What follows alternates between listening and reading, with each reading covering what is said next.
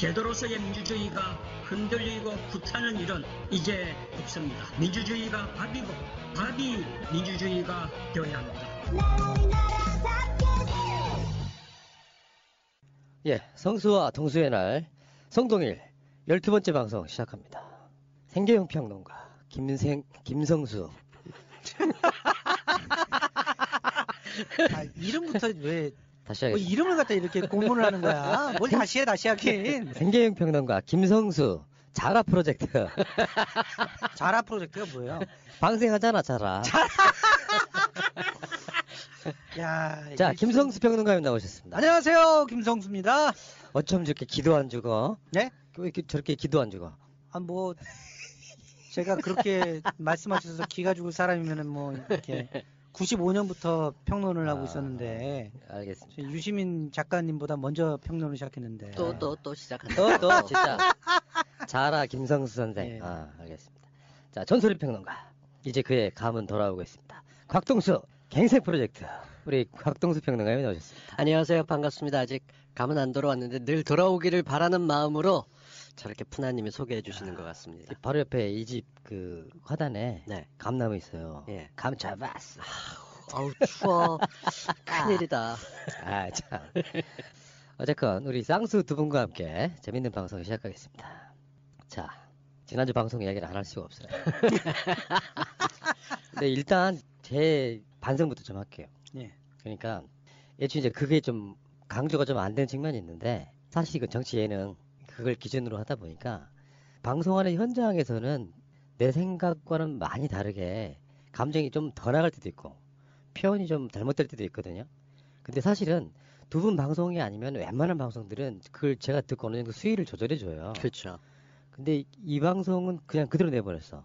내용을 그냥 존중해주고 싶더라고요. 그리고 그 뒤에 숱한 방송에서 평론가가 이런 생각 저런 생각 할 수도 있고 특히 김성수 평론가는 이러면서 제가 들은 것만 3번 되는 것 같아요. 댓글에 수많은 김성수 평론가의 생각이 그럴 수도 있고 거기에 대해서 여과 없이 자른 거는 PDN 결국은 내 책임입니다만 이라는 얘기까지 제가 들으면서 그걸 자르지 그냥 내보내갖고 이 고생을 하는구나 라고 생각이 들면서도 한편으로는 이 청취자들이 보여주는 반응들이 참 재밌었어요. 저는 어차피 거칠 과정이라고 생각해서 이건 그 방송이 그걸로 끝이라고 생각하지 않습니다. 거의 저를 한번 당해봐라. 말 조심하지 않으면은 이런 결과가 온다. 이런 걸 맛보여주게 하려고 이렇게 쫙 그런 의도는 없었고요. 예. 그러니까 존중 차원인데. 존중. 근데 다시 한번 들어봤어요. 내가 만약에 편집을 다시 하면 어느 부분은 살짝만 제거해주면 좀 더 부드럽겠다. 그 지점들이 있더라고요. 그 지점을 제가 반성하는 겁니다. 저는 그날 저녁 때 올라온 거를 대부분 듣고 자거든요. 근데 잘라내려면 한 30분 잘라야겠던데요. 뭐 어딜 어떻게 드러낼 건지 편집의 신이면 모를까. 야. 아니 왜냐하면 예. 자신에 대한 생각에 대해서 좀 지나친 부분을 걷어냈다고 하지만 우리가 팟캐스트가 좀 날 것을 지향하는 방송이잖아요. 그렇죠. 저 초창기에 저도 뭐 오늘도 얘기 나오겠지만 저 아주 화려하게 나는 이재명이 싫어요를 시작했던 사람 아닙니까? 근데 그 얘기를 던졌을 때 돌아왔던 반응이나 누군가 싫은 사람에 대해서 얘기할 때는 자기도 모르게 좀 격해지는 것들도 있어요. 그걸 좀 걸러내는 게 세련되긴 하지만 그러려면 종편 보고 TV 토론 매너 지켜가면서 밍밍한 거 보지 왜 하겠어요? 라는 생각이 드는데 문제는 그 과정에서 김성수 평론가의 얘기했던 것에 대해서 일단 톤이 나오면서 대상에 대해서 언급하는 게 마음에 안 들고 그리고 그 표현하는 방식에 대해서 마음에 안 들고 논리적으로 쓴 분들과 아닌 분들이 엉키면서 굉장히 시끌시끌했어요. 저는 간간히 댓글에 보이는 성수형, 동수형 말도 좀 받아주고 해요. 뭐 이런 걸 발견하면 내 이름 있어, 내 이름 있어. 다 김성수인데 나 있어요. 되게 반가워했었어요. 이제는 그래서 동수형 말을 안 자르려고요. 왜? 얼마나 지루해 줄 수 있는지를 갖다 한번 느껴보시라고. 아니야, 안 돼. 잘라줘야 된다니까. 지금 마무리해서 막 이렇게 손으로 들어서 자르라고 하는 거 그런 거 해야 될 텐데. 자, 우리 성수님. 네. 뭐 소감? 글쎄요, 뭐 저는 보면서 여러 가지 생각들이 들었는데. 봤어요? 그렇죠. 다 보죠, 악플을. 그리고 뭐, 그 악플들이 그렇게 저를 공격하면서 좀 몇 가지 그런 생각들이 좀 있었어요. 뭐랄까. 근거 없이 얘기한다. 근거는 다 있고요. 그리고 제가 근거를 충분히 설명하기에는 시간이 좀 짧았던 그런 상황이었고, 또 거기에 뭐 여러 가지 얘기 들었는데 뭐 자격이 없다. 듣보잡이다. 글쎄요, 뭐 95년부터 열심히 활동했지만 제가 아, 서울대도 나오지 않았고, 그리고 뭐 항소유서도 쓴 적 없고. 그럼요. 예, 거기다가 뭐 정치권 인사들하고 가깝게 지내지도 않았고, 오히려 그렇게 가까워질 수 있는 기회들 적절하게 제가 거리를 뒀고, 그랬더니 이 꼴이 되는구나. 듣보잡이구나. 아니에요. 그것 때문만은 아니라고 봐요. 저는 제가 계속 공격하실 거예요, 아니, 진짜. 공격이 아니라 저는 제가 죽일 놈으로 예. 미움을 받았던 사람이잖아요. 그러니까 아, 그렇죠. 어느 날 갑자기 정말 진보 쪽에서 뭐 하고 있다가 암 환자 사기쳐서 뭐 했다라는 얘기를 딱 듣고 나서 미워하는 사람들, 욕쓴 사람들을 차분하게 댓글을 본 적이 있어요. 그러고 난 다음에 제가 느낀 결론 뭐냐면은 평소 미워하거나 좀 얄미웠던 사람들이 이걸 계기로 절 더 많이 미워했었어요. 그리고 그 중에는 두 번째로 저게 선생이면은 지학생들이나 가르치지만 건방지게 가르치려고 들어. 특히나 네가 잘못 알고 있어 식으로 제가 평소에 얘기했던 게 많은 것을 꼴보기 싫어했던 어르신들이 거 봐라 저 새끼 잘난 척하더니 결국 사기꾼으로 밝혀지지 않느냐 이런 얘기를 하면서 그러니까 성수형 평론했었을 때 그 내용에 대해서는 콘텐츠 전달 방식에 대해서는 모르겠지만 저는 그 부분에서도 시각 차이라는 게 저는 유시민 평론가가 책을 더 쉽게 써야 된다고 생각을 했어요. 그리고 성수형이 그 책에 대해서 근거로 이 사람 책 문제 있다라고 지적했던 부분에 글도 봤었어요. 근데 서로 시각이 다른 점에 대해서도 그걸 공격 요소로 삼는 거는 좀 부당하다고 보지만 그건 방송하는 사람들의 팔자지 어떡하겠어요. 욕먹는 건 이미 마이크 앞에 하는 순간 정해져 있는 거니까. 그 대신 그거 갖고 성수형이 기가 안 죽었다는 데 대해서 저는 굉장히 기뻐하고 있어요. 아니, 저는 솔직히 우리가 그때 그 유시민 작가 버전을 갖다 방송을 할 때 제가 했던 얘기는 유시민 작가가 눈앞에 있다. 그래서 그분한테 막 그런 얘기를 갖다 퍼부었다라고 생각하면서 방송한 게 아니고 괜히 유시민 작가를 띄워서 뭔가를 해보려고 하는 사람들에게 오히려 그런 얘기를 한 거거든요. 본인 스스로는 자기가 전혀 선출직 공무원으로 나올 일이 없다 이렇게 얘기하면서 논란의 쐐기를 박았잖아요. 굉장히 잘하신 거라고 생각하고 그리고 저는 이제 방송인으로서 그 유시민이란 분 그리고 방송에 나와서 뭐 얘기를 하는 것들 그것이 뭐 유시민 작가를 싫어해서 씹는 사람들은 또 거기다 대고 뭐 전체 얘기하는 거 반은 틀렸대더라 PD가 막 걷어낸다더라 이런 얘기 하면서 찍고 까불고 있지만 방송하다가 틀린 게 많아요. 그럼요. 네, 생각이 이렇게 적어될 수도 있고 틀린 사람은 나 의도하고 작정해서 거짓말하고 있는 패널들 얼마나 많은데 그러니까 우리 뻔히 보잖아요. 자기가 기억하던 게 날짜가 순간적으로 헷갈려서 특히나 생방송 같은 거 할 때 알쓸 신작 같은 경우는 거의 생방처럼 따는데 그럴 때 그게 안 맞아가지고 실수하는 경우는 많아요. 당연하죠, 근데 예. 그거 갖고 그 사람이 뭐 무식하다 공부 안 했다 이렇게 얘기하는 건 아니고 그분이 또 나름대로 영역을 확보하고 있는 그 가치 이런 것들은 다 존중한다니까요. 그리고 그런 것들로 충분히 활동을 해줬으면 좋겠고 그래서 보다 많은 사람들이 깨어있는 시민이 될 수 있게 해줬으면 좋겠어요.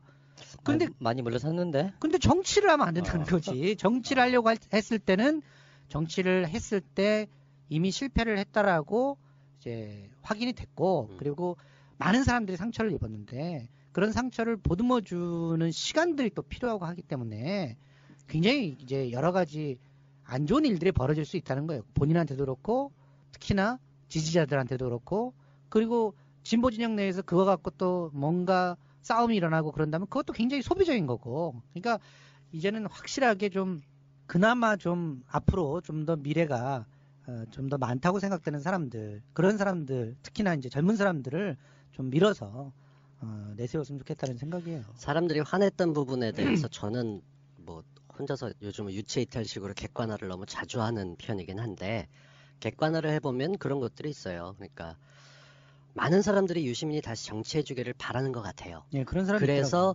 끊임없이 무슨 행사 때마다 정치 안 하세요 할 때마다 유시민이 해왔던 답이고 요번에 취임사에 나왔던 내용이 사실 별로 다르지 않아요. 늘 하던 말 그대로 반복이니까. 근데 그렇게 못을 박았던 사람을 왜 굳이 그렇게 막 밟느냐라고 느꼈던 것들. 제가 만약에 김성수 평론가가 그 얘기를 안 하고 난 정말 그분들한테는 죄송해 좀. 그러니까 정말 낯선 사람이 누가 김성수 평론가처럼 앞에서 화내고 있으면은 전 예 알겠어요. 알겠습니다. 전 그만 듣고 갈래요. 했다는 느낌이 와서 다요. 그게 뭐냐 하면은 김성수 평론가 스타일을 아니까 김성수 평론가 원래 이렇게 올라갔다 내려갔다 하는 것들을 잘 하잖아요. 그래서 그게 나쁘다는 게 아니라 조울증이라는 거예요? 아니야. 나는 내가 그걸 조금이라도 담고 싶은데 정말 나 혼자 하게 되면 지루하고 재미없어서 그게 안 되는 사람에서 부러운 게 있어요. 예. 늘 똑같아 톤이. 예. 근데 김성수 평론가 그걸 봤기 때문에 그렇구나 그렇게 생각하는구나라고 마무리가 됐지만 수많은 청취자들은 새날에 나와서 방송한다는 이유 하나만으로 저 사람 우리 편 열려있는 좌파 이렇게 생각했는데 왜 갑자기 어디 한순간에 꽁한 게 보였지? 라고 하면서 거기서 실망하고 에이 좌파들 분열로 망한다더니 쟤도 그런가 보다 라고 실망감도 꽤 컸을 거라고 봐요. 거기다가 결정적으로 나빴던 거는 성수형이 평소 던질 때 별거 아닌데 우리끼리 밤나는 유머인데 뭐 특히 가장 많이 언급됐던 댓글 제 눈에 같이 방송하는 사람으로서 말은 틀린 게 없어요. 같이 방송하니까 저는 지금 안 하지만 그랬더니 네가 뭔데라고 말이 나왔던 거 그런 거 보면서 제가 지금은 뭘 해도 유시민 욕했어라는 것만으로 김성수 평론가에 화가 나 있는 사람들이 화낼 핑계거리를 이것저것 제시했었어요. 근데 그 과정에서 성수형이 오늘 조금 누그러진 모습을 보인다는 걸로 봐서는 스스로 아니라고 하긴 하지만 조금 많이 나갔던 건 알잖아요. 딴 날보다 굉장히 그래서 우리 그랬잖아. 집에서 싸우고 왔냐고. 무슨 일 있었냐고. 그러니까 유머를 했던 게 톤이 시작할 때부터 높았었어요. 그러니까 제가 드리고 싶은 말씀은 제 새날 방송의 어떤 기본적인 수준이랄까 방침이 있잖아요. 편성 방향이 있잖아요. 뭐냐면 최소한 우리 진영 내에서 정치인은 욕할 수 있는데 그 정치인을 지지하는 분들이 모욕감을 느끼지 않도록 좀 수위 조절을 좀 부탁드린다. 이게 굉장히 중요하다고 생각해요. 그 유시민 작가 이사장을 욕하거나 이재명 도지사를 욕하거나 누구를 욕해도 본인과 그 정치인과의 어떤 일체화를 느끼는 사람들 그분들한테는 모욕감 느끼지 않도록 그래 이런 비판은 받을 수 있지 정도까지만 갔으면 좋겠어. 왜 그러냐면 비판을 할 수 있는데요. 제가 항상 주장하는 바 중에 하나인데 엄혹하게 이미 저쪽 상대의 편이 있단 말이에요. 지금은 지지율 한 10몇 %짜리로 남아있지만 그러면 그 사람들이 끼어들기 딱 좋은 지점이 돼버리는 거예요. 그러니까 나는 이 정치인이 다 마음에 드는데 이런 점이 마음에 안 든다라든지 이건 좀 너무 나가셨다라든지 뭐 그런 식으로 돌려서 이렇게 예쁘게 이야기할 수 있잖아요. 저는 밤낮 뭐 홍준표나 황교안 전 총리에 대해서도 그렇게 얘기해요? 아니 그 우리 편이 사람들은 우리 편이 아니니까. 그 사람들은 다 나쁜데 이게 특히 더 나빠 이러고 욕먹는 사람들이고 우리 편 가운데서 전부 다 아니 나도 내 마음에 안 들 때가 많은데 어떻게 남이 내 마음에 들게 얘기를 하겠어요. 정치인은 더 말할 것도 없죠. 그런 걸 좀 감안하고 봐야 되는 거죠. 예, 그래서 저는 사실은 이런 생각이 좀 있었어요. 지금 와서 유시민 작가를 띄우는 사람 중에는 우리 편이 아닌 사람들이 있다고 생각을 해서 그분들한테 특히 그런 얘기를 했던 거라고 생각해 주시고요. 어쨌든 지금 뭐 당연히 정치 안 할 사람인데 그 사람을 놓고 왜 씹느냐라고 얘기하셨던 분들한테는 죄송합니다.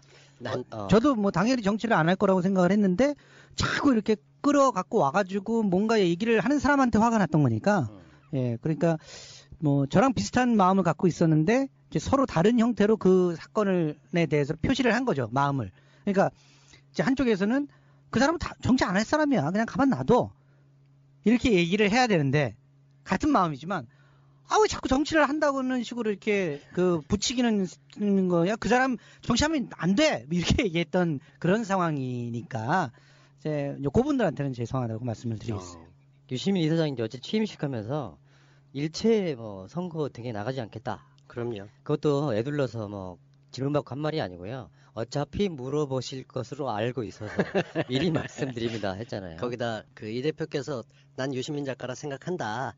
유시민 작가로서 할 거라고 믿고 그렇게 얘기 나가는 거 큰 부담 줘서 미안하다 얘기하면서 마무리를 지었죠. 그렇게 정리가 됐는데 지금 우려하는 사람이 나오는 일은 딱 하나예요. 문재인 대통령. 정치 안 할 거다. 내지는 정치 소질 없다 하셨던 분이 지금 대통령이 이렇게 훌륭하게 하고 있으니까 국민들이 그런 생각도 있어서 충분히 그럴 만했다. 전 그렇게 보는 겁니다. 저는 안 나오실 것 같지만 다시는 정치 안 할 것 같지만 하기를 바랍니다. 필요합니다. 저 그런 캐릭터가 필요합니다. 이 진영에. 그러지 말라고 좀. 같은 우리 편이니까 내가. 어제 그런 얘기 안 했어요? 맞는 얘기를 참 밉게 하는 사람도 있고 틀린 얘기인데 괜찮게 달달하게 들리게 하는 게 때문에 유시민 전 장관 같은 경우 이사장께서는 그 맞는 얘기인데 조금 거칠게 표현을 해서 그거 갖고 전하는 톤에 대해서 문제가 있었던 우리가 그랬잖아요. 김성수 평론가 욕먹는 게 딱 그 방식대로 지금 닮아가는 것 같다. 자, 알겠고요. 이제 서로 다를 수 있어요. 나는 존중해주는 게 일단 우선이고 표현만 조금 덜 날카로웠다면 훨씬 좋은 방송이었겠다 생각이 들고요. 애청자 여러분, 더 좋은 방송 위해서 열심히 노력하겠습니다. 성수양, 네, 저기 카메라 있어. 한번 예? 봐주세요 한번. 알겠습니다. 열심히 노력하겠습니다. 잠시 후에 다시 오겠습니다. 자, 오늘의 주제는요, 이재명입니다. 큰 얼개로 한 3개만 이야기 한번 해보려고 해요. 네, 사실은 제가 이재명 지사하고 친하거나 전혀 그런 거 없어요. 일면식도 없어. 그런데 하고 있는 일이 평론가고 이러다 보니까 제보가 들어와요.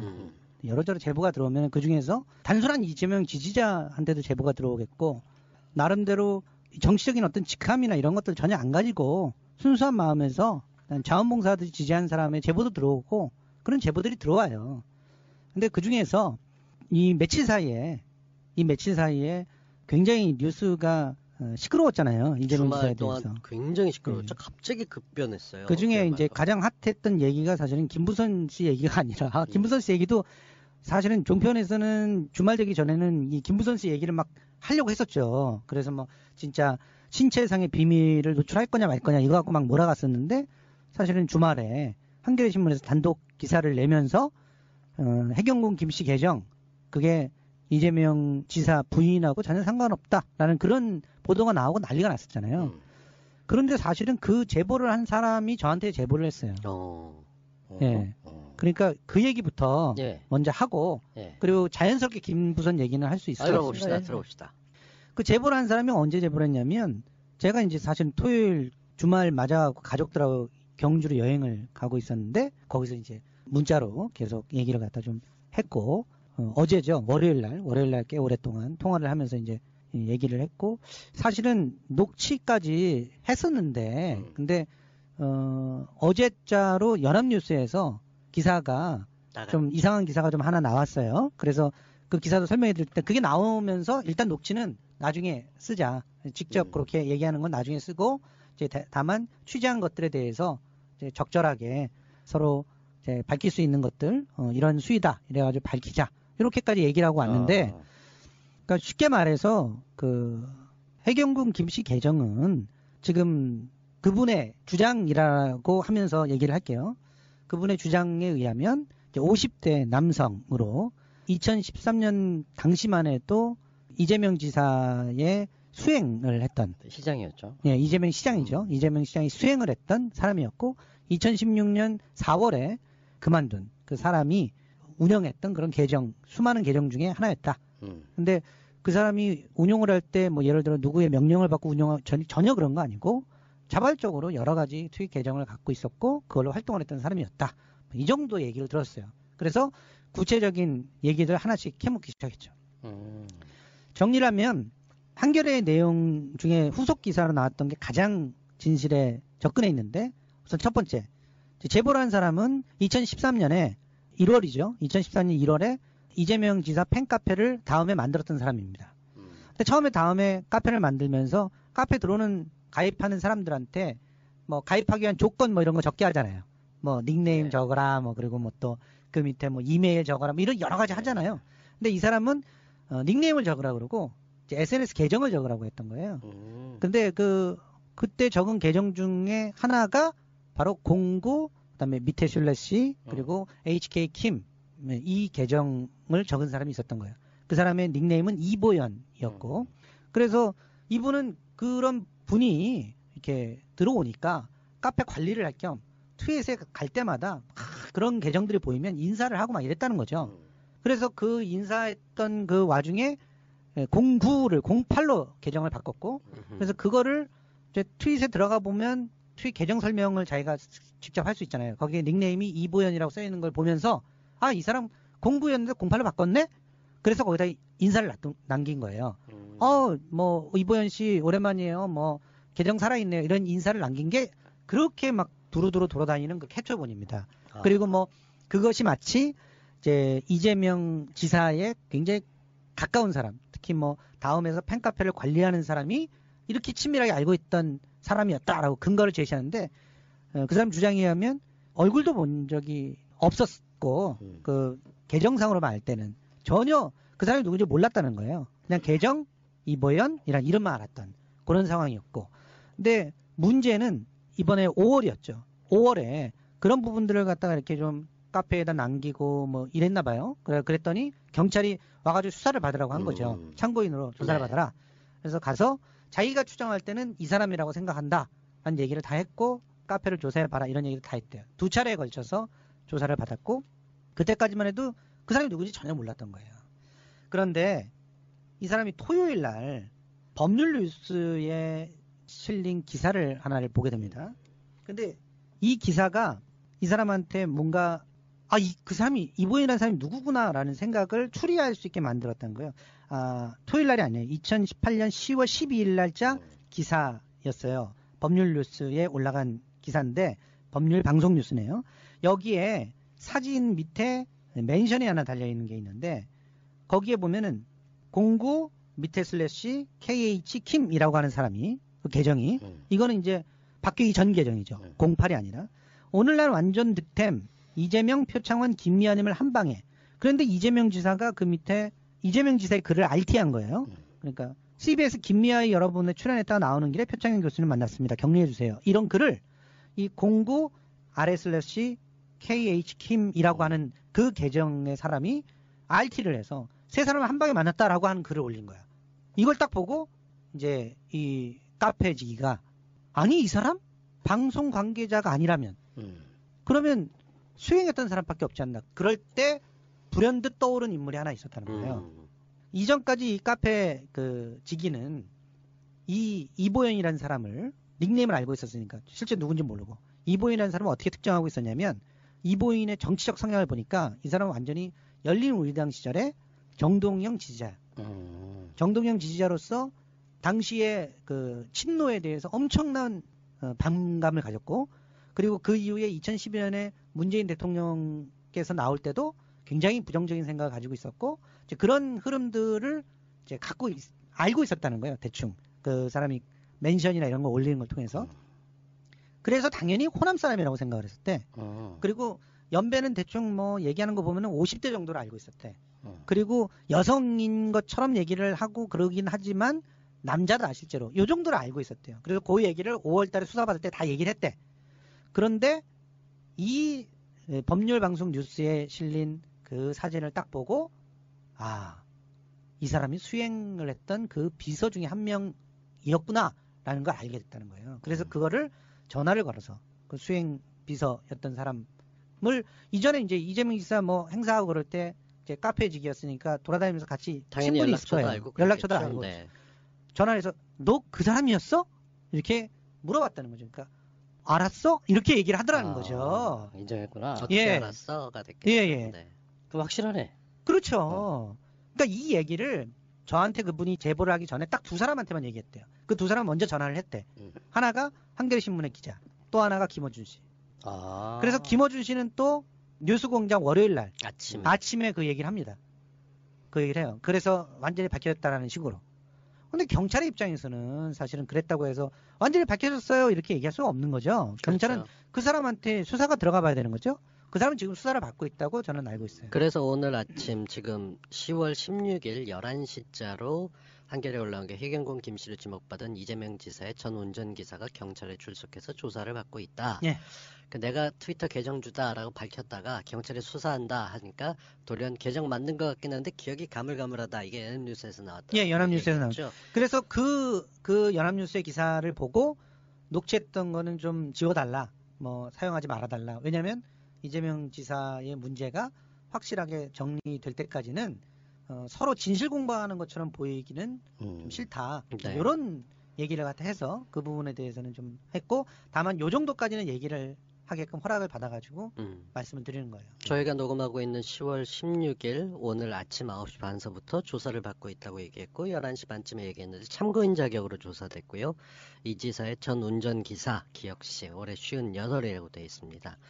그 기혁씨가 해경군 김씨의 계정주라고 이 지사의 팬카페 운영자 치읓씨가 지난 14일 경찰에 제보했고 네. 여기에 대해서 본격화가 그분이 됐다. 저한테 제보를 해주신 예. 거예요. 그 말씀하셨던 과정들이 충분히 언급돼 갖고 있어요.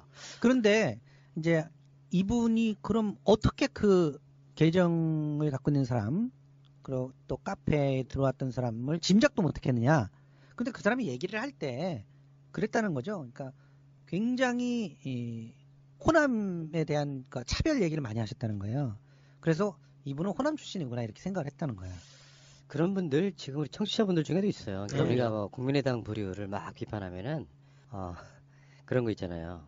너도 광주면서 왜 뭐 친노만 빠냐, 뭐 친문만 빠냐, 뭐 이런 식의 이야기를 하는 사람들이 있습니다 아직도. 하여튼 어. 이분은 근데 이제 경상도 출신이라는 거예요. 경상도 출신인데 이제 모를 때 이 사람이 그냥 계정과 닉네임으로만 할 때는 호남에 대한 차별을 너무 많이 얘기하니까, 그리고 특히 친노들의 이제 반호남 정서 이런 것들을 너무 많이 공격을 하니까 이 사람은 호남 출신이구나 이렇게 생각을 하고 있어서 아예 머릿속에서 대상 중에 누군가를 제외를 다 시켜버린 거지. 그래서 5월 달에 경찰 조사를 받을 때는 전혀 꿈도 못 꾸다가 이 10월 12일자 이 법률방송 뉴스에 올라온 그 인터넷 기사를 보고 거기에 있는 사진과 사진 캡처본이 첨부가 돼 있거든요. 그 기사에. 그리고 거기에 있는 글을 보고 혹시 하면서 전화해 본 거예요. 그랬는데 그 사람이 맞아 이렇게 되니까 이제 그 상태에서 경찰에 바로 제보를 했고 경찰이 조사를 한 번 더 받은 거예요. 그래서 총 3차례 받은 거예요. 5월 달에 2번 받고 그 다음에 일요일 날 경찰 조사를 한 번 받고, 그리고 그 경찰 조사를 한 그 자료들을 가지고 경찰은 화요일 날, 그러니까 오늘이죠. 네. 오늘 녹음하는 오늘 이제 소환을 해서 조사를 하는 거니까 그 사이에 김어준 씨는 요 사실을 일요일 정도에 다 알고 경찰에 크로스 체크를 해봤겠죠. 그리고 아침에 방송을 했는데 뭐 이정열 판사 같은 분은 뭐 그걸 갖고 경찰이 무슨 수사 기밀을 뭐 깠다 이러면서 고소를 한다 그러는데 오바고요. 그러실 필요는 없을 것 같아요. 이제 좀 신문을 꼼꼼히 좀 들여다보시고 업데이트를 좀 하시면 뭐 이재명 지사가 본인이 계정을 만들어서 본인이 그런 활동을 해놓고 본인이 거기다 리트윗했다는 그런 식의 소설은 안 쓰셨을 것 같은데 그런 소설을 쓰다 보니까 좀 민망하셔가지고 좀 그랬던 것 같은데 자, 이해는 네, 합니다. 정리를 좀 해봅시다. 그러면 이제 김혜경 씨가 하지 않은 계정이라는 건 밝혀진 거예요. 네, 그렇죠. 네. 아니 그냥 그분의 주장인데 김혜경 씨는 트윗이나 SNS를 하는 사람을 혐오한대요. 그래서 나도 그래, 남편을 난 하는데. 남편을 그것 때문에 엄청나게 뭐라고 했고 부부싸움도 굉장히 자주 했답니다. 아니 사실 오늘 그 김현정의 뉴스죠. 네. 거기에 이재명 시장 지사 나가서 예. 뭐 그런저런 이야기 하는데 사실 SNS로 뜬 거잖아요. 그럼요. 예. 뭐 언론이 막 받아줬던 것도 아니고. 맞아요. 근데 이게 지금 내 발목을 잡고 있다고 이야기를 하더라고요. 그러니까 SNS를 막 할 때 진짜 눈앞에서 밥 먹으면서도 SNS를 하고 잠자려고 침대에 누워서도 SNS를 하니까 그게 너무 꼴보기 싫어가지고 치가 떨린다고 얘까지 얘기를 했던 분이 예, 김혜경 씨라고 하는 거예요. 그러니까 그 사람이 그렇게 했을 리가 만무하다는 거죠. 그러니까 어쨌건 그렇다고 해도 이제 이재명 지사의 측근이었던 사람의 행위로 드러나기는 했어요. 그러니까 그런 부분은 제가 요즘에 많이 쓰는 단어 중에 하나가 과몰입인데 예. 과몰입돼서 예를 들어서 이재명 후보가 되지 않으면 큰일 나는 거야. 뭐 문재인은 적폐야. 뭐 이런 식의 것들이 있잖아요. 아 근데 그 부분에 대해서도 또 다른 말이 있더라고. 이분이 참 그러니까 새칭 김혜경 계정을 운영한 그분이 실제로 대선 때는 안철수 지지를 했어요. 경선 때 이재명 지지를 한 것도 아니에요. 그러니까 경선에 이왕이면 이재명이 됐으면 좋겠다라고 생각을 해서 말들을 섞었던 모양인데 실제로 그때 당시에는 국민의당으로 가서 국민의당 안철수 지지를 한 사람이에요. 그렇구나. 그 안철수 이야기 나온 김에 한 번 더 변명 좀 하시죠. 뭔 변명을 해요? 댓글 안 보셨어요? 안철수 지지했던 자가 아 말도 안 되는 소리 좀 하지 마세요. 그런 얘기는 진짜 더 이상 얘기를 한다는 것도 참. 그때 역할극이었다 그랬죠. 그 방송 자체는 그 불금쇼에서 최욱 씨가 전화를 해가지고 우리 이런 거 한번 해보고 싶은데 안철수 지지자 좀 찾아줄 수 있어? 그래가지고 내가 딴 사람을 추천을 했었어요. 근데 그분이 섭외가 안 되고 그런 바람에 나한테 막 화를 내면서 책임지라고 막 그래가지고 그래서 그러면 상대편이 누군데? 그랬더니 박지훈이야. 그래서 내가 웃으면서 야 니를 예능하려고 하는 거구나. 박지훈은 새누리당 지지자였으니까. 근데 갑자기 변호사? 예, 변호사 박지훈 자유한국당 지지자예요. 그때 당시만 해도. 그런데 갑자기 문재인 지지자를 나온다니까 아 장난하려고 하는구나. 그래서 가서 한 거지. 이제 해명됐어요. 더 이상 그런 식으로 댓글 달지 마세요, 여러분. 그리고 안철수에 대해서 제가 긍정적인 평가를 했던 적이 있어요. 예를 들어 탈당할 때 나는 굉장히 뭐라고 했거든요. 안철수를 탈당시키면 안 된다. 그래서 그때 당시에 색칭 말하는 친문들을 비판했었어요. 탈당시키지 말라고. 난 박수 치고 있었는데. 예. 아니 그러니까 드디어 그 정도의 고수가 아니었나 보지 내가. 아니요. 저는 안철수 나가서 속 시원하다고. 아니 그러니까 안철수라는 캐릭터를 예. 제가 처음 만났던 게 1993년이에요. 예. 그러니까 그 당시에 바이러스를 개발하고 해군에 있고 이럴 때를 봤었고 같이 어떤 잡지에 격언로 칼럼을 쓰고 있었는데 저 역시 안철수에 대한 꿈이 커서 연구소를 세울 때 무언가 굉장히 큰 도움을 줬었어요. 네. 정말 자신 있게 할 수 있어요. 근데 걔네 역사 만들어서 뭐 안연구소 사서 뭐 이렇게 책을 냈는데 보니까 거기 내겐 쏙 빠져 있어. 근데 그 과정을 보면서 제가 굉장히 실망스러워서 이 사람은 특 A급이어서 누가 자기를 도와주면 지가 심정적인 위로가 되든 금전적인 도움이 되든 뭔가 이유가 했겠지. 나하고는 상관없는 일이야. 그러니까 내가 저 사람을 챙겨줄 필요가 없어 라는 마인드가 있다는 걸 그때 느꼈어요. 근데 그게 저한테는 굉장히 씁쓸했어요. 왜냐하면 오고 가는 게 있으면서 사람끼리 얽히고 사는 거라고 배워왔는데 내가 알고 있는 스타 안철수가 왜 저럴까라고 하다가 알아보니까 원래 그런 사람이었다는 게 알려진 거죠. 그러니까 저 같은 경우는 뭐 안철수 부인이 저한테 전화 걸어서 주민등록등본 떼다 달라고 남편 일 봐주는 사람 아니냐고 그래갖고 제가 그것 때문에 헤어졌어요. 안철수랑. 진짜? 제가 안철수한테 자본 구해 여기 안빠가 여기 있었잖아 원래. 그러니까. 원래 안빠는. 근데 들어보세요. 그래서 제가 안철수하고 끔찍해서 안철수랑 악수도 못 해봤다고. 그러니까 저는 가치가 안철수가 강의 때마다 쓰는 유머도 알았어요. 그 당시에 중앙대 뭐 연못이 있는데 거기에 컴퓨터가 빠졌는데 산신령이 나타나서 이 컴퓨터가 네 거냐 뭐 이런 오프닝을 하고 다녔어요. 그 양반이. 네. 그랬는데 근독기 했고 근데 어느 날 갑자기 쾌도남마에 나갔는데 거기에 앉아있던 그 심리학 교사는 황상민 교수하고 황 교수. 그 당시에 쾌도남마 하던 그 양반 있잖아요. 네. 이건 그 양반이 저를 보고 컴퓨터 하셨고 컴퓨터 쪽에 잘하니까 안철수 되겠네. 안철수 지지하죠. 이러고 얘기를 하는 거예요. 네. 근데 정말 그 짧은 사이에 허리 단전 밑에서부터 내가 안철수를 얼마나 그 인간같이 뭐 이게 올라오는 사이에 대답을 못했죠. 주저했더니 맞네 안철수 봐. 그러고 난 다음에 제가 한동안 안철수계로 분류가 됐어요. 아이고. 얼마나 열이 받는지. 그래서 만나는 사람마다 저는 고소할 일도 없고 그 양반은 저보다 훨씬 더 큰 양반이고 제가 없는 얘기 지어서 한 것도 아니고 관계자들이 여전히 다 알고 있으니까 그렇게 몰리는 게 되게 억울하다는 걸 알아요. 저는 제가 지금 사람에 충성하지 않아요. 이게 오. 윤석열 그 패러디인데 검사님이 먼저 쓰신 건데 사람에 충성하지 않아요. 애초에. 그래서 잠깐만 말을 갖다 하면 안철수가 잘하는 부분이 있으면 칭찬을 했고요. 못하는 부분이 있으면 신랄히 비판했고요. 문재인 대통령도 마찬가지고요. 그렇게 해왔던 것이고. 안철수. 그렇죠. 예. 잘한 게 있었지. 나는 뭐? 실제 우리가 87년 대선 때 3자 필승론 있었던 거 아세요? 그렇죠. 예. 그러니까 세 사람이 나오면은 야당이 이긴다.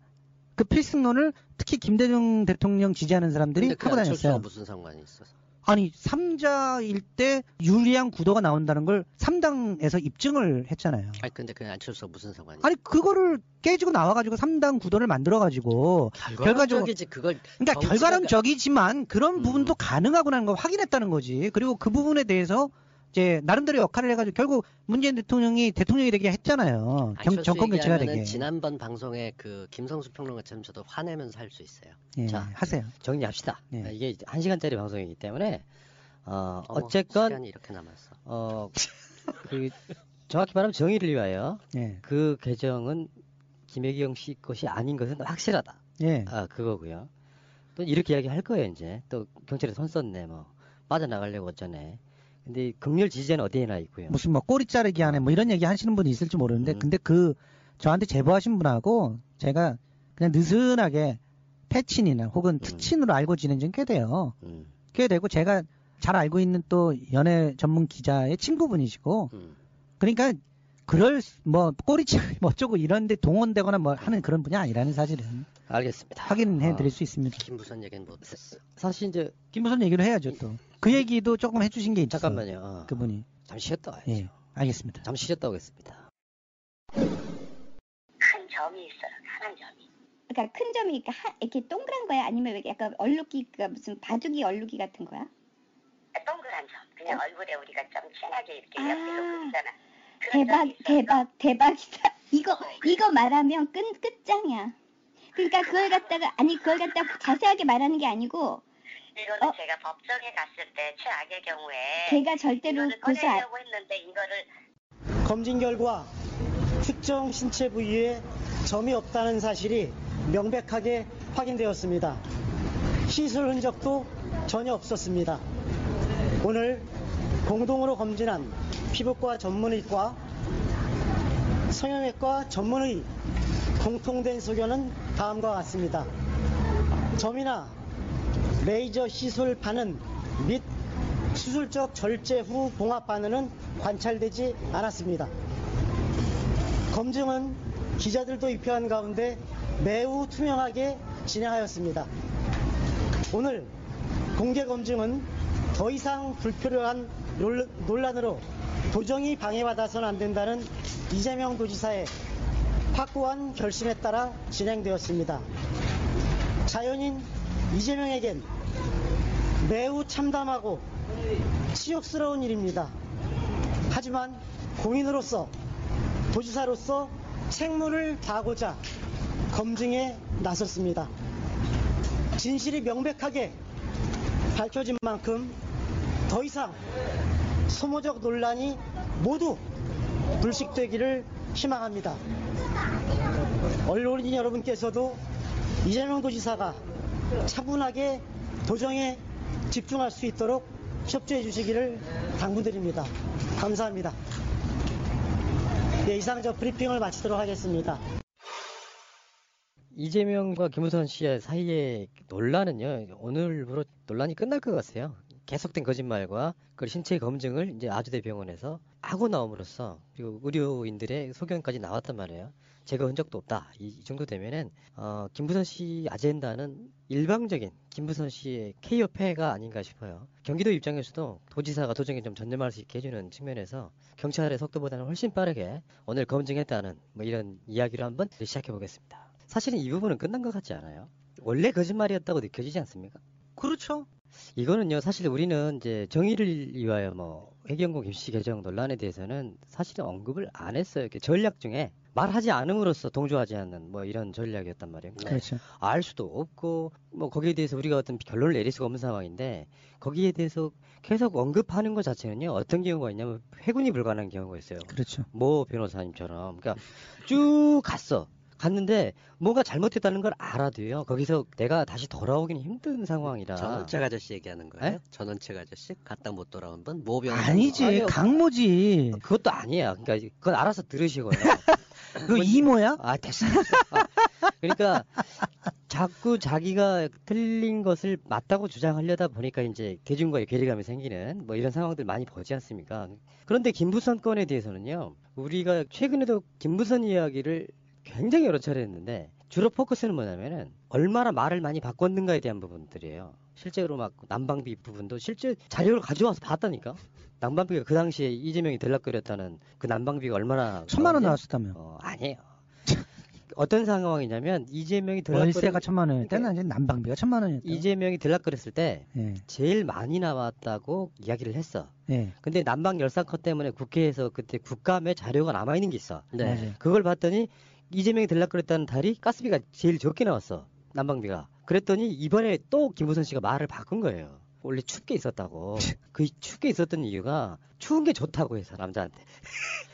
그러니까 그런 식으로 말이 바뀌어서. 아니야, 처음에는 어려워도 돈이 없어도 그가 오는 날에는 난방을 펑펑 떼면서 따뜻하게 만들어놨다 이렇게 주장했었잖아요. 시인의 시어를 네. 다루듯이 어. 그걸 사실화돼서 쓰는 김부선은 속으로 굉장히 당황하고 있을 텐데, 자기가 대사 외우는 것 말고 정확한 사실을 기록했던 사람도 아닐 거고, 그때그때 무슨 말이든 던져놨던 거를 이렇게 꼼꼼하게 촘촘하게 체크하는 사람도 있을 거라고 꿈에나 생각해 그런데 봤겠어요? 거짓말은 어떤 기억의 불완전한 그런 것들로 인해서 확실할 수가 없기 때문에 그럼요. 말은 바뀔 수 있다고 쳐. 근데 이번에 드디어 이제 점 얘기가 나왔잖아요. 근데 점이 오늘 너무 정확한 위치를 특정했어. 그러니까 이재명 도지사가 방송에 나와서 한 말이 그거예요. 나는 검은 점은 없다. 엄마의 어떤 유전을 받아서 피부는 깨끗한 편인데 몸 전체에 조그만 빨간 점 하나 정도 있다. 이렇게 자신 있게 이야기하더라고요. 이재명 점 없어 이러고 기사 보면서 내가 어떤 세상을 살고 그러니까. 있는 거지라는 느낌이 들었어요. 자괴감이 좀 들기는 했는데 많이 들어요, 많이. 어쨌건 이게 어떤 정치적 논란의 한 중심에 와 있기 때문에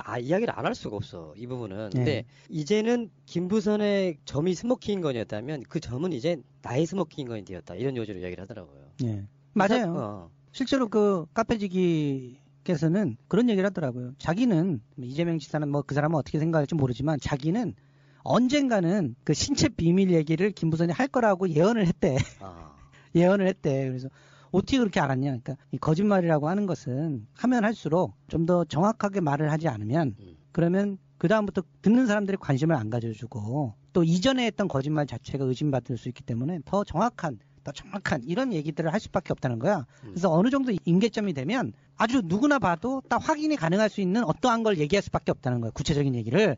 그걸 하는 순간 상황이 역전될 거다. 이렇게 자기가 예언을 했고 역전되는 순간 농담이었다고 할 걸 이런 것까지 자기는 예언했었다. 이렇게 얘기를 하더라고요. 근데 누가 봐도 드라마틱할 정도로 그것도 직접적으로 자신의 증언이 아니라 녹취를 통해서 그렇죠. 내가 녹음한 것도 아니에요라는 걸 통해서 이게 분명히 변호사들의 증거물로 돌아다녔을 텐데 예. 사람이 궁지에 몰리면이라고 저는 김부선을 보면서 애틋하게 생각했던 적이 있어요. 사람이요. 궁지에 빠지고 정말 갈 곳을 잃다 보면은 길을 헤매게 돼요. 제가 고백을 하자면 JTBC 초창기에 강용석 씨랑 저랑 하루를 같이 보내는 프로를 찍은 적이 있어요. 동행이라는. 그래서 아침에 만나서 그때 나도 기억이 나는데 절대로 그 바람 피웠을 리 없을 것 같다라는 식으로 얘기하지 않으셨어요? 몰라요. 난 기억도 안 나요. 근데 제가 하나 기억하고 확실하게 있는 거는 그때 봤던 강용석은 좀 설치긴 하지만 이미지가 그래도 제가 그래도 저도 모르게 학벌이나 뭐 이런 거에서 굉장히 괜찮겠지라고 얘기하는 것들이 이미지가 있었나 봐요. 제가 사기꾼으로 몰리고 한 3년 4년 지나고 나서 정말 이걸 계속 살아야 되나라는 느낌이 들 때 제 머릿속에 들었던 게 딱 두 가지였어요. 먹고 사니 좀 이렇게 힘들면 나가서 박근혜 예찬이라도 할까? 그러면 먹을 게 좀 생길까? 두 번째, 재판에서 이렇게 끔찍하게 끌려다닐 거면 강용석 같은 변호사를 쓸까? 정말 웃으시니까 다행이긴 한데 정말 저한테는 심각했어요. 이유가 애들 둘이나 있고 먹고 사는 거 힘들고 어머니 혼자 계셔서 돼 있는데 괜히 쓸데없는 소리 쓸데없는 짓 하다가 사기꾼 몰려서 밥줄까지 끊기게 생겼는데 정말 갈 때까지 다 가고 나서 그야말로 염세주의의 극치가 됐을 때 이렇게 하면 탈출구가 될까 했는데 제가 못했던 거 하나는 딱 하나였었어요. 그게 됐으면 벌써 했을 거다. 안 되니까 이걸 몇 년 동안 있었지 그걸 할 수 있다고 생각하는 것 자체가 착각인 거죠. 이게 뭐 우리 편 변호사는 능력이 없었다 이런 얘기십니까? 아니 우리 편 변호사 조대진이었어. 저기 전국구하고 있는 나쁜 애 아니고 그 옆에 제일 처음에 도와줬던 사람은 누군데 저 국민의당에 있는 김경진 변호사. 그분이 그 했을 때는 무혐의 나왔었잖아요. 맞아요. 예. 그랬는데 뒤에 가서 붙은 게 작정하고 뭐 이건 골치 아픈 일이니까 그렇게 했는데 제가 강용석을 변호사로 샀다는 그 기사를 딱 보는 순간 정말 온갖 생각이 다 지나가는 거예요. 저 여자 혹시 갈 때까지 간 거 아니야? 그러니까 왜냐하면 자기 스스로 진보라고 그랬다가 이랬다 저랬다가 자기도 놓고 보다면 주변에 누구 엄마 왜 그렇게 말을 왔다 갔다 하게 해. 그냥 얼핏 던졌을 때 자기 측근히 보게 되는 온갖 기회가 검증됐잖아요. 우리 애가 한국에 살지 못하고 워킹홀리데이를 나갔는데 그러고 났을 때 워킹홀리데이가 쫓겨난 것처럼 묘사하는 건 뭐야? 나가려고 줄 섰는데 그거 나간 거 맞아서부터 온갖 얘기들이 다 나왔죠. 노트북에 사진에 이게 나오고 있는데 노트북은 또 싱가포르에 있고 그러니까요. 워킹홀리데이는 그 아직까지도 가장 많이 가는 데는 호주고. 예. 예. 근데 그렇게 돼 있는 얘기를 해가다가 변호사를 잡은 게 강용석이고 강용석 그러니까 불륜과 그 두 가지에 대해서 했다고 주장하는 사람을 안 했다고 주장하는 변호사가 맡아서 하는 이런 코믹한 상황을 어떻게 보면서 저는 머릿속에 든 게 저런 변호사를 내가 사고 싶었다는 진짜 인생을 어떻게 정리해야 되는 순간에 그걸 먹었다는 게 보면서 얼마나 제가 한심하든지. 지금 그 이재명 도지사를 주구장창 비판해왔던 사람들 입장에서는 받아들이기 힘들겠지만 예. 대개 것들이 이재명 악마화로부터 시작하다 보니까 그 사소한 모든 것들이 다 걸리면 진짜 이상한 사건으로 변질 됐었잖아요. 예. 근데 어느 시점에 가면은 그게 오히려 이재명 도지사를 키워주는 걸로 작용할 수 있어요. 정치적으로 동정심을 받게 되는 상황 오잖아요. 너무 악마화 됐었구나. 아니, 보통의 사람 중에 하나고 뭐 겉멋을 수는 있을지 모르나 그렇게 부도덕한 사람은 아니다. 하지만 정치적 능력 같은 건 어마어마한 사람이고 이명박근혜랑 잘 싸웠던 사람이다.